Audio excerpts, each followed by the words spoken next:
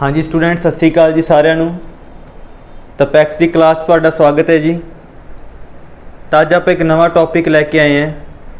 ਇੱਕ ਬਹੁਤ ਹੀ ਮਹਾਨ ਸ਼ਖਸੀਅਤ ਬਾਰੇ ਪੜਾਂਗੇ ਜਿਨ੍ਹਾਂ ਨੇ ਦੇਸ਼ ਨੂੰ ਆਜ਼ਾਦ ਕਰਾਉਣ 'ਚ ਤੇ ਦੇਸ਼ ਦੇ ਸੰਵਿਧਾਨ ਦੇ ਨਿਰਮਾਣ 'ਚ ਬੜਾ ਅਹਿਮ ਰੋਲ ਪਲੇ ਕੀਤਾ ਹੈ। ਤਾਂ ਉਹਨਾਂ ਦਾ ਨਾਮ ਹੈ ਡਾਕਟਰ BR ਅੰਬੇਦਕਰ। ਠੀਕ ਹੈ ਜੀ। ਤਾਂ ਅੱਜ ਆਪਾਂ BR ਅੰਬੇਦਕਰ ਬਾਰੇ ਪੜਾਂਗੇ ਜੀ।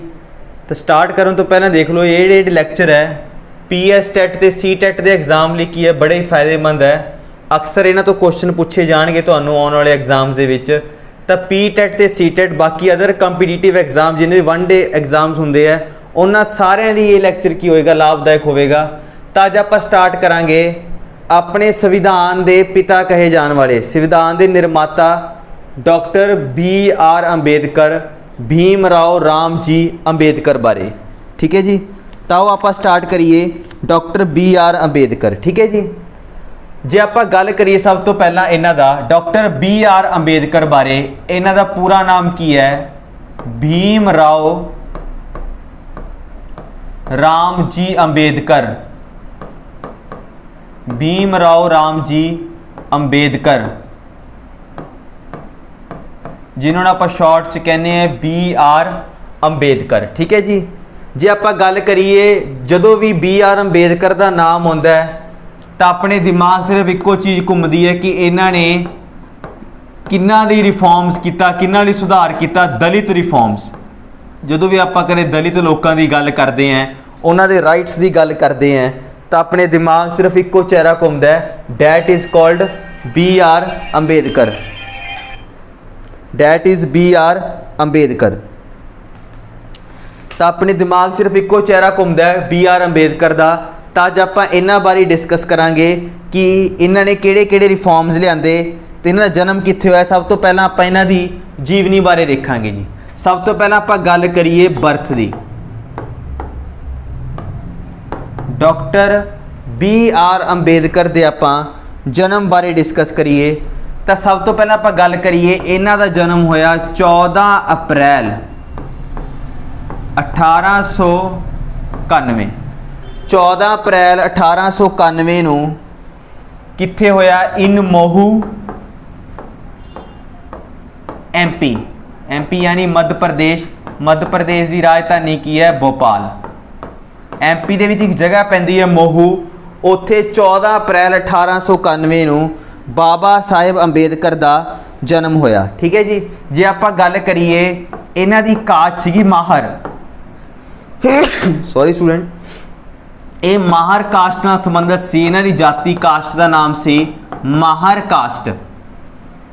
ਤਾਂ 14 ਅਪ੍ਰੈਲ 1891 ਨੂੰ ਮੱਧ ਪ੍ਰਦੇਸ਼ ਦੇ ਮੋਹੂ 'ਚ ਮਾਹਰ ਕਾਸਟ ਜਨਮੇ ਸੀ ਬਾਬਾ ਸਾਹਿਬ ਅੰਬੇਦਕਰ।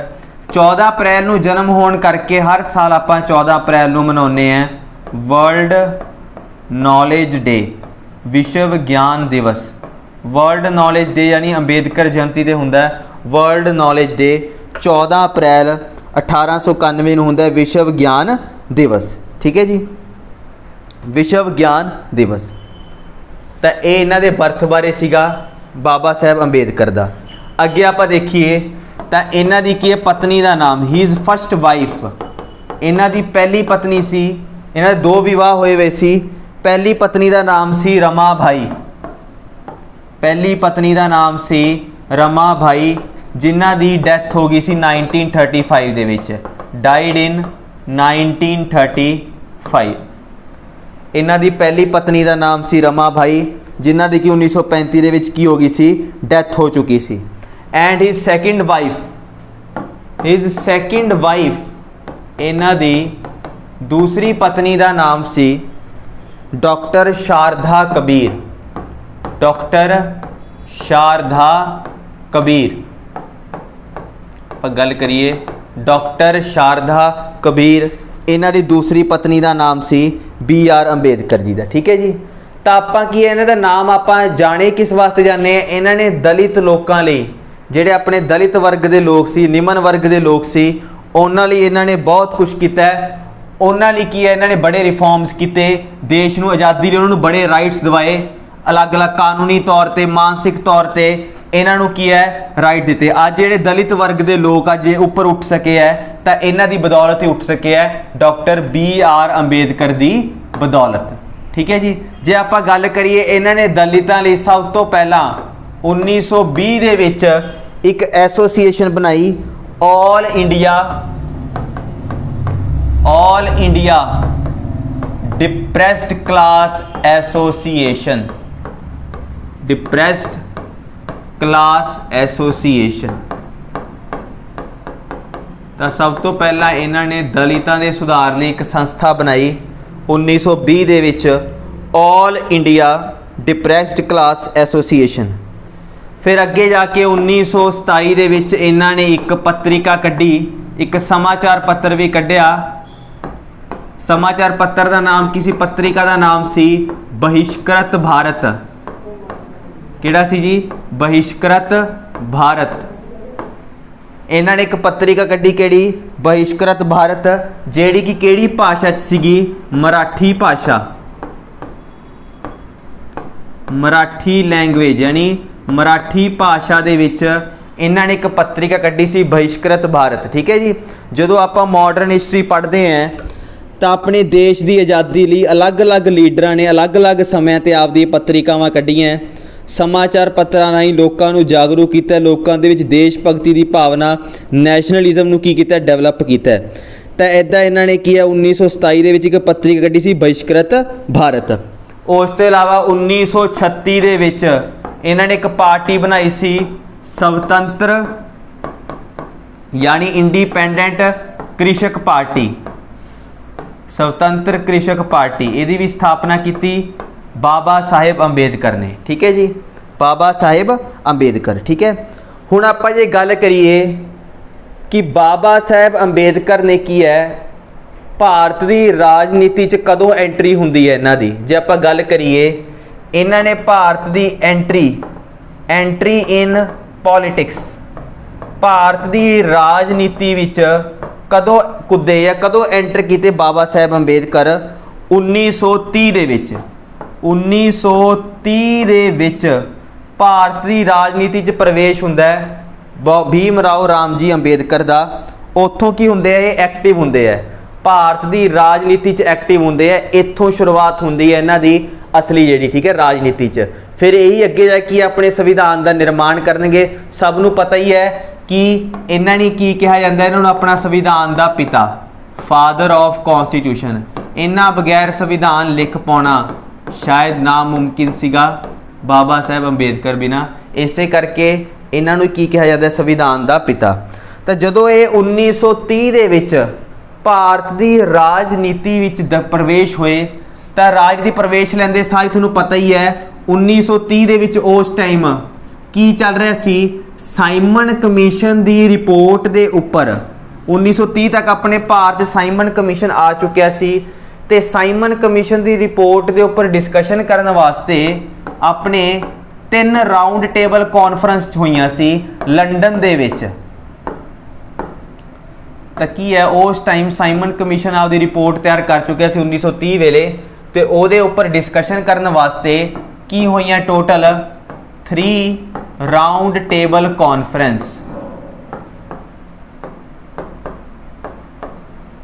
ਕਿਉਂ ਹੋਈਆਂ ਸੀ ਇਹ ਰਾਉਂਡ ਟੇਬਲ ਕਾਨਫਰੰਸ? ਇਹ ਕਾਨਫਰੰਸ ਇਸ ਕਰਕੇ ਹੋਈ ਕਿ ਆਉਣ ਵਾਲੇ ਫਿਊਚਰ ਦੇ ਵਿੱਚ ਭਾਰਤ ਦਾ ਸੰਵਿਧਾਨ ਕਿੱਦਾਂ ਦਾ ਹੋਵੇਗਾ, ਭਾਰਤ ਦੀ ਰਾਜਨੀਤੀ 'ਚ ਕੀ ਚੇਂਜ ਲਿਆਉਣਾ ਹੈ। ਤੇ ਆਉਣ ਵਾਲੇ ਭਾਰਤ ਦੇ ਸੰਵਿਧਾਨ ਦਾ ਫਿਊਚਰ ਤੈਅ ਕਰਨ ਵਾਸਤੇ ਕਾਨਫਰੰਸਾਂ ਹੋਈਆਂ ਸੀ, 3 ਕਾਨਫਰੰਸਾਂ। ਤੇ ਹੋਈਆਂ ਕਿੱਥੇ ਸੀਗੀਆਂ? ਇਹ ਹੋਈਆਂ ਸੀ ਸੈਂਟ ਜੇਮਸ ਪੈਲੇਸ, ਲੰਡਨ ਦੇ ਸੈਂਟ ਜੇਮਸ ਪੈਲੇਸ ਦੇ ਵਿੱਚ ਹੋਈਆਂ ਸੀ ਇਹ 3 ਰਾਉਂਡ ਟੇਬਲ ਕਾਨਫਰੰਸ। ਜਿਹੜਾ ਇਹ ਸੈਂਟ ਜੇਮ ਪੈਲੇਸ ਸੀ ਕਿਸੇ ਟਾਈਮ ਜਿਹੜਾ ਬ੍ਰਿਟਿਸ਼ ਕਰਾਊਨ ਹੈ, ਜਿਹੜਾ ਬ੍ਰਿਟਿਸ਼ ਕਰਾਊਨ ਦਾ ਇਹ ਮਹਿਲ ਹੁੰਦਾ ਸੀ, ਇੱਥੇ ਹੀ ਬ੍ਰਿਟਿਸ਼ ਕਰਾਊਨ ਦਾ ਜਿਹੜਾ ਰਾਣੀ ਜਾਂ ਮਹਾਰਾਜਾ ਉਹਨਾਂ ਦਾ ਇਹ ਨਿਵਾਸ ਸਥਲ ਸੀਗਾ, ਇੱਥੇ ਰਹਿਣ ਬਸੇਰਾ ਸੀ। ਪਰ ਕੀ ਹੈ ਜੇ ਆਪਾਂ ਅੱਜ ਦੀ ਗੱਲ ਕਰੀਏ, ਜਿਹੜਾ ਅੱਜ ਬ੍ਰਿਟਿਸ਼ ਮਹਾਰਾਣੀ ਹੈ ਉਹਦਾ ਜਿਹੜਾ ਨਿਵਾਸ ਸਥਾਨ ਉਹਨੂੰ ਆਪਾਂ ਕੀ ਬੋਲਦੇ ਹਾਂ? ਬਕਿੰਗਮ। ਦੇਖੋ ਕੀ ਨਾਮ ਉਹਦਾ, ਬਕਿੰਗਮ ਪੈਲੇਸ, ਉਹ ਅੱਜ ਹੈ। ਪਰ ਪਹਿਲਾਂ ਬ੍ਰਿਟਿਸ਼ ਰਾਣੀ ਜਾਂ ਮਹਾਰਾਜਾ ਕਿਹੜੇ ਪੈਲੇਸ 'ਚ ਰਹਿੰਦੇ? ਸੈਂਟ ਜੇਮਸ ਪੈਲੇਸ 'ਚ। ਪਰ ਉਸ ਟਾਈਮ ਇਸ ਪੈਲੇਸ ਦੇ ਵਿੱਚ 3 ਰਾਉਂਡ ਟੇਬਲ ਕਾਨਫਰੰਸ ਹੋਈਆਂ। तो मैं क्यों दस रहा है क्योंकि भारत वालों की है अंग्रेज़ों ने कहा कि भारत के अलग अलग जिहड़ियां राजनीतिक पार्टियां हर एक पार्टी का एक एक रिप्रजेंटेटिव राउंड टेबल कॉन्फ्रेंस जाके आपदे मुद्दे रख सकता है। तो आप गल करते हैं भारत दी जिन्नियां भी राजनीतिक पार्टियां सी सब 3 राउंड टेबल कॉन्फ्रेंस अटेंड होईयां सी। तो BR अंबेडकर ये इको एक भारती सी जिन्हां ने तीनों राउंड टेबल कॉन्फ्रेंस च पार्टिसिपेट किया सी। तो क्वेश्चन आता तीनों राउंड टेबल कॉन्फ्रेंस नूं अटेंड करने वाला भारती बंदा कौन सी? BR अंबेडकर। तो जेकर आप गल करिए गांधी जी की, गांधी जी ने सिर्फ किहड़ी अटेंड की सी? Second round table conference 1931। तो गांधी जी किहड़ी पार्टी वालों गए सी? इंडियन नैशनल कांग्रेस वालों। ठीक है जी। तो जी पहली राउंड टेबल कॉन्फ्रेंस हुई सी उहदे विच टोटल 89 मैंबरस पहुँचे सी अलग अलग थावां तो जी 89 मैंबरस पहली राउंड टेबल कॉन्फ्रेंस दे विच। तो तीनों राउंड टेबल कॉन्फ्रेंस नूं बाबा साहब अंबेडकर ने अटेंड किया सी। ते उत्थे इन्हां ने की मुद्दा रखिया सी? बाबा साहब अंबेडकर ने लंडन दे सेंट जेम पैलेस जिते 3 राउंड टेबल कॉन्फ्रेंस होईयां उत्थे उन्होंने ये मुद्दा रखिया कि जेड़े दलित लोग है उन्होंने की दिता जाए? सैपरेट इलैक्टोरेट। की सीगा? सैपरेट इलैक्टोरेट की मंग रखी सी बाबा साहब अंबेडकर ने। की सीगा सैपरेट इलैक्टोरेट? ये इलैक्टोरेट मुसलमानों नूं भी मिल चुकिया सी, सिखां नूं भी, ईसाइयां नूं भी। हुण बाबा साहब अंबेडकर भी चाहुंदे सी कि दलित लोगों लिए भी सैपरेट इलैक्टोरेट होवे। सैपरेट इलैक्टोरेट का मतलब होंदा है कि कुछ एरिए दे विच की है जिवें मान लो मुसलमानों नूं सैपरेट इलैक्टोरेट मिलिया सी, तो मतलब सी कि कुछ थावां तो सिर्फ मुसलमान कैंडीडेट ही खड़े हो सकते इलैक्शनां च ते उन्हां नूं वोट भी सिर्फ मुसलमान बंदा ही पाऊगा। That is called separate electorate. ठीक है जी। तो की है दलितां वास्ते सैपरेट इलैक्टोरेट की मंग रखी सी 3 राउंड टेबल कॉन्फ्रेंस बाबा साहब अंबेडकर ने। तो इन्हां दे इसे डिसीजन तो गांधी जी की होए सी? दुखी हो गए सी। वो कहते ये तो हुण हिंदुआं दे विच एक होर कम्यूनिटी बन जाएगी, ऐसा तो अपना की है होर डिवीजन हो जाएगी, अपने लोग तोड़न लग जाएंगे। तो इसे करके फिर गांधी ते अंबेडकर दे विचकार एक कॉन्फ्लिक्ट पैदा हो गया सी। तो गांधी जी अंबेडकर नूं कह रहे सी तुसीं सैपरेट इलैक्टोरेट की मंग ना करो, ऐदा तो हिंदू होर टुट जाएंगे। तो इस तो बाद पता ही है फिर गांधी ते अंबेडकर दे विचकार एक पैक्ट साइन होया, डैट इज़ पूना पैक्ट 1932। 24 सितंबर 1932 नूं अंबेडकर ते गांधी दे विचकार होया सी पूना पैक्ट, जिन्हों आपां की बोलते हैं? गांधी अंबेडकर पैक्ट। ਇਹਦੇ ਵਿੱਚ गांधी ने की कहा कि तुसी सैपरेट इलैक्टोरेट की मंग ना रखो, ਤੁਹਾਨੂੰ ਅਸੀਂ की दे दिंदे हैं? रिजर्वेशन दे दिंदे हैं, ਤੁਹਾਡੇ ਲਈ सीटां रिजर्व कर दिंदे हैं, पर तुसी सैपरेट इलैक्टोरेट ना लवो। तो इस विचकार साइन होया सी पूना पैक्ट 24 सितंबर 1932 नूं। ठीक है ना। तो दलितां वास्ते अलग तो सैपरेट इलैक्टोरेट की मंग कर रहे सी BR अंबेडकर। तो इस विचकार की होया फिर गांधी ते अंबेडकर विचकार एक समझौता होया जी। ठीक है जी। अगे आप गल करिए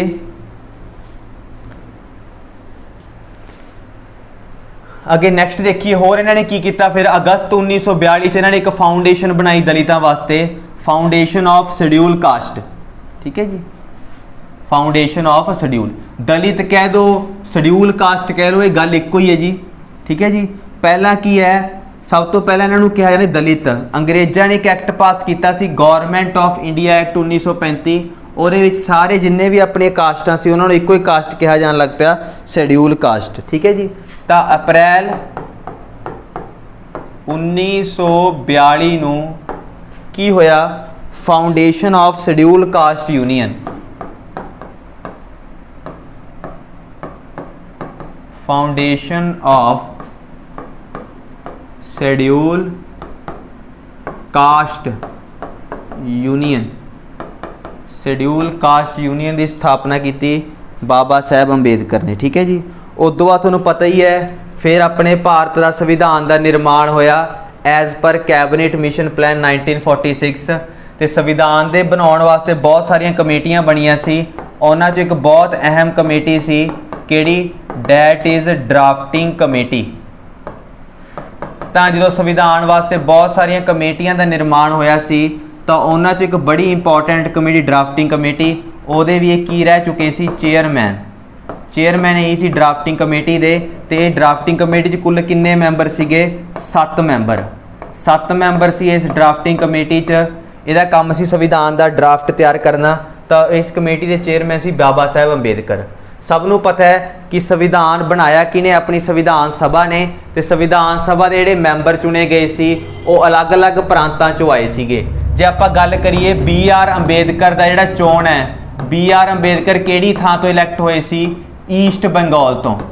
ਪਹਿਲਾਂ ਈਸਟ ਬੰਗਾਲ 'ਚੋਂ ਚੁਣੇ ਗਏ ਸੀ ਐਜ਼ ਅ ਮੈਂਬਰ ਆਫ ਸੰਵਿਧਾਨ ਸਭਾ ਦੇ ਮੈਂਬਰਾਂ ਦੀ ਚੋਣ ਦੀ ਗੱਲ ਕਰੀਏ ਤਾਂ ਬਾਬਾ ਸਾਹਿਬ ਅੰਬੇਦਕਰ ਦੀ ਚੋਣ ਸੰਵਿਧਾਨ ਸਭਾ 'ਚ ਕਿਹੜੀ ਥਾਂ ਤੋਂ ਹੋਈ ਸੀ, ਈਸਟ ਬੰਗਾਲ ਤੋਂ। ਲੇਕਿਨ ਕੀ ਸਭ ਨੂੰ ਪਤਾ ਹੀ ਹੈ ਇਹ ਹਿੱਸਾ ਕੀ ਹੈ, ਬਾਅਦ ਵਿੱਚ ਕਿਹਨਾਂ ਦੇ ਕੋਲ ਆ ਗਿਆ, ਪਾਕਿਸਤਾਨ।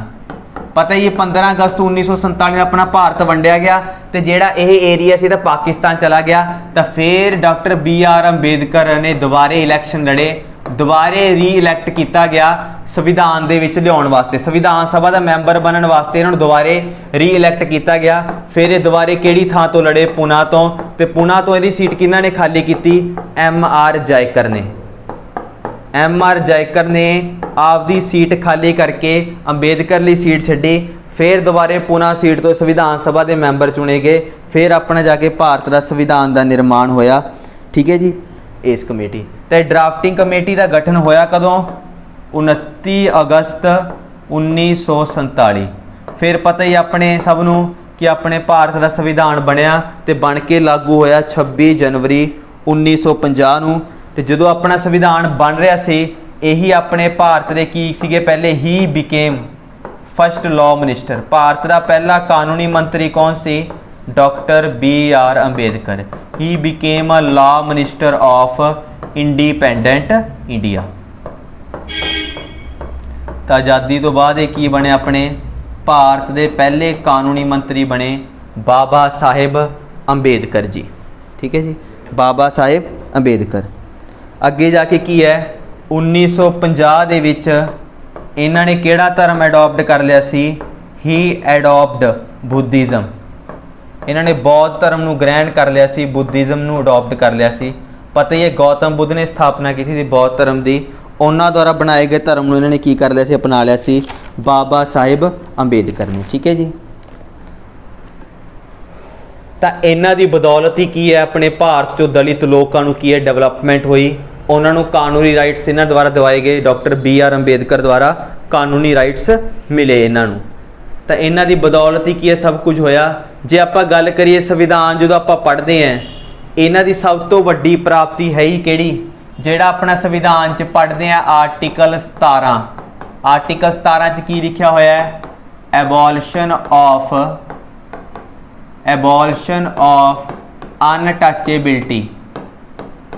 ਅਨਟੱਚੇਬਿਲਿਟੀ, ਛੂਆ-ਛੂਤ ਦਾ ਖਾਤਮਾ। ਵੀ ਆਪਣੇ ਭਾਰਤ 'ਚੋਂ ਛੂਆ-ਛੂਤ ਦਾ ਅੰਤ ਹੋ ਕਰ ਦਿੱਤਾ ਜਾਊਗਾ। ਇਹ ਗੱਲ ਲਿਖੀ ਹੋਈ ਹੈ ਆਪਣੇ ਸੰਵਿਧਾਨ ਦੇ ਆਰਟੀਕਲ 17 'ਚ, ਜਿਹੜੀ ਕਿ ਸੰਬੰਧਿਤ ਹੀ ਕਿਹਦੇ ਨਾਲ ਹੈ, BR ਅੰਬੇਦਕਰ ਨਾਲ। ਇਹਨਾਂ ਦੀ ਬਦੌਲਤ ਹੀ ਆਰਟੀਕਲ ਸੰਵਿਧਾਨ ਦੇ ਅੰਦਰ ਐਡ ਹੋਇਆ ਕਿ ਛੂਆ-ਛੂਤ ਖਤਮ ਕੀਤਾ ਜਾਵੇ। ਕਿਉਂਕਿ ਪੁਰਾਣੇ ਟਾਈਮ ਤੇ ਲੋਕਾਂ ਨੂੰ ਮੰਦਰਾਂ, ਗੁਰਦੁਆਰਿਆਂ, ਧਾਰਮਿਕ ਪਬਲਿਕ ਪਲੇਸਾਂ ਤੇ ਜਾਣ ਦੀ ਮਨਾਹੀ ਸੀ। ਜਿਹੜੇ ਨਿਮਨ ਵਰਗ ਦੇ ਲੋਕ ਹੁੰਦੇ ਸੀ ਉਹਨਾਂ ਨਾਲ ਭੇਦਭਾਵ ਸੀ, ਛੂਆ-ਛੂਤ ਵੀ, ਇਹਨਾਂ ਨੂੰ ਛੂਣਾ ਵੀ ਕੀ ਹੈ, ਪਾਪ ਮੰਨਿਆ ਜਾਂਦਾ ਸੀ। ਇਸੇ ਕਰਕੇ ਛੂਆ-ਛੂਤ ਦਾ ਖਾਤਮਾ ਕੀਤਾ ਗਿਆ ਆਰਟੀਕਲ 17 ਦੇ ਵਿੱਚ ਜਦੋਂ ਆਪਣੇ ਸੰਵਿਧਾਨ ਦਾ ਨਿਰਮਾਣ ਹੋਇਆ ਜੀ। ਠੀਕ ਹੈ ਜੀ, ਤਾਂ ਇਹ ਸੀਗਾ ਆਪਣਾ ਜੀ ਇੱਕ short story BR Ambedkar ji ਬਾਰੇ। ਤਾਂ ਆਪਾਂ ਪੜ੍ਹਿਆ ਵੀ ਇਹਨਾਂ ਨੇ ਕਦੋਂ ਜਨਮ ਹੋਇਆ, ਕਿਹੜੀਆਂ ਐਸੋਸੀਏਸ਼ਨਾਂ ਬਣਾਈਆਂ, ਤਾਂ ਇਹਨਾਂ ਨੇ ਕਿਹੜੇ ਰਾਊਂਡ ਟੇਬਲ ਕਾਨਫਰੰਸ ਅਟੈਂਡ ਕੀਤੀਆਂ, ਤੇ ਸੰਵਿਧਾਨ ਕਿੱਦਾਂ ਬਣ ਕੇ ਤਿਆਰ ਹੋਇਆ। ਇੱਕ ਸ਼ਾਰਟ ਆਪਾਂ ਸਟੋਰੀ ਦੇਖੀ ਬਾਬਾ ਸਾਹਿਬ ਅੰਬੇਦਕਰ ਬਾਰੇ। ਤਾਂ ਇਹਨਾਂ ਦੀ ਯਾਦ 'ਚ ਹਰ ਸਾਲ 14 ਅਪ੍ਰੈਲ ਨੂੰ ਆਪਾਂ ਮਨਾਉਂਦੇ ਹਾਂ ਵਰਲਡ ਨੌਲੇਜ ਡੇ। ਤਾਂ ਠੀਕ ਹੈ ਜੀ, ਇੱਕ ਵਾਰ ਫੇਰ ਸਾਰਿਆਂ ਨੂੰ ਸਤਿ ਸ੍ਰੀ ਅਕਾਲ। ਤਾਂ ਮੈਂ ਫੇਰ ਕਹਿ ਰਿਹਾ ਜਿਹੜਾ ਇਹ ਆਪਾਂ ਟੌਪਿਕ ਪੜ੍ਹਿਆ ਹੈ ਖਾਸ ਕਰ PTET ਤੇ CTET ਦੋਨੇ ਐਗਜ਼ਾਮਸ ਲਈ ਬੜਾ ਲਾਭਦਾਇਕ ਹੋਵੇਗਾ। ਠੀਕ ਹੈ ਜੀ, ਇਹ ਟੌਪਿਕ ਅੰਬੇਦਕਰ ਜੀ ਬਾਰੇ। ਤਾਂ ਇਸ ਕਰਕੇ ਕੀ ਹੈ, ਵੱਧ ਤੋਂ ਵੱਧ ਇਸ ਚੀਜ਼ ਨੂੰ ਸ਼ੇਅਰ ਕਰੋ, ਲਾਈਕ ਕਰੋ ਤੇ ਸਬਸਕ੍ਰਾਈਬ ਕਰੋ ਜੀ, ਤਾਂ ਕਿ ਆਪਾਂ ਕੀ ਹੈ ਅੱਗੇ ਕੋਈ ਹੋਰ ਵਧੀਆ ਟੌਪਿਕ ਲੈ ਸਕੀਏ। ਤਾਂ ਇਹ ਆਪਾਂ ਦੇਖਿਆ ਅੱਜ ਬਾਬਾ ਸਾਹਿਬ ਅੰਬੇਦਕਰ ਬਾਰੇ। ਠੀਕ ਹੈ ਜੀ। ਤਾਂ ਸਾਰਿਆਂ ਨੂੰ ਇੱਕ ਵਾਰ ਫੇਰ ਸਤਿ ਸ੍ਰੀ ਅਕਾਲ, ਧੰਨਵਾਦ।